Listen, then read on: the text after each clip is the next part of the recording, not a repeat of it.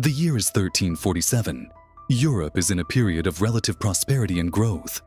The population is booming after centuries of slow recovery from earlier plagues and wars. Cities hum with trade as merchants from across the known world bring goods, spices, and silk along well-established routes. Gothic cathedrals rise as symbols of faith and power, and cultural developments flourish. Yet, beneath this thriving surface, a deadly threat stirs far from European shores, one that will soon bring unprecedented suffering and change. In October 1347, a fleet of Genoese trading ships arrived in the bustling port of Messina, Sicily. These ships carried not just valuable cargo, but an unseen enemy, Yersinia pestis, the bacterium responsible for the bubonic plague. The disease spread via fleas that infested black rats, stowed away in the ship's holds. Unbeknownst to the sailors and dock workers, the arrival of these ships marked the beginning of a catastrophe that would alter the course of European history. The symptoms of the plague were as horrifying as they were swift. Within days of infection, victims experienced fever, chills, severe vomiting, and excruciating pain.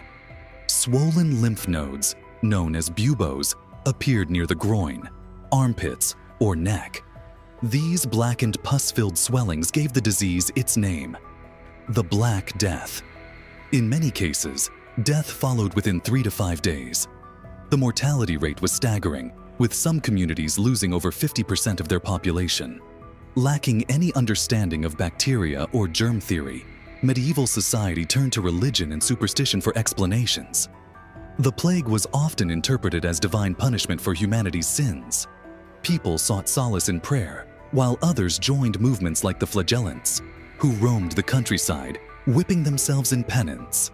Some turned to astrology, blaming the alignment of planets, while others concocted bizarre remedies involving herbs, gemstones, or animal parts.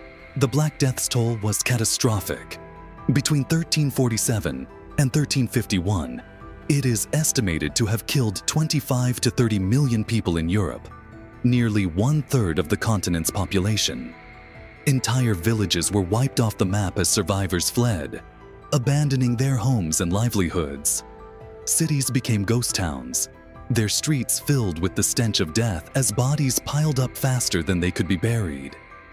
Mass graves became a common sight, with clergy and gravediggers overwhelmed by the sheer volume of the dead. Economically, the plague devastated Europe. With laborers dying in droves, fields went untended, and harvests failed. Artisans and merchants disappeared, disrupting trade and commerce. Yet, paradoxically, the labor shortages created new opportunities for the surviving peasantry.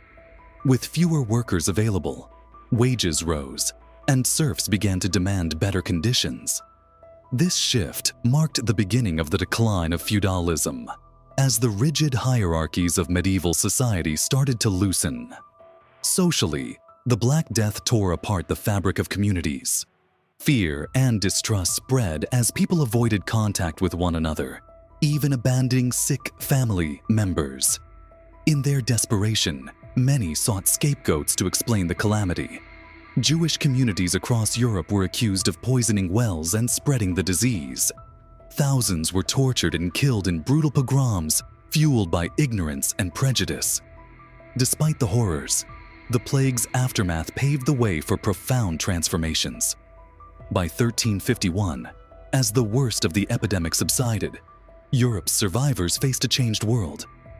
The decimation of the population forced societies to adapt. Labor shortages empowered the lower classes, leading to better wages and living conditions.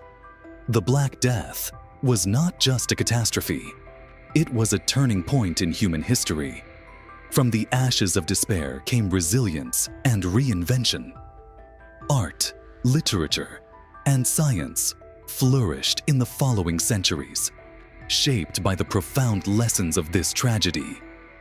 The horrors of the plague left an indelible mark on humanity, serving as a sobering reminder of our vulnerability and our remarkable capacity to endure and rebuild in the face of unimaginable odds.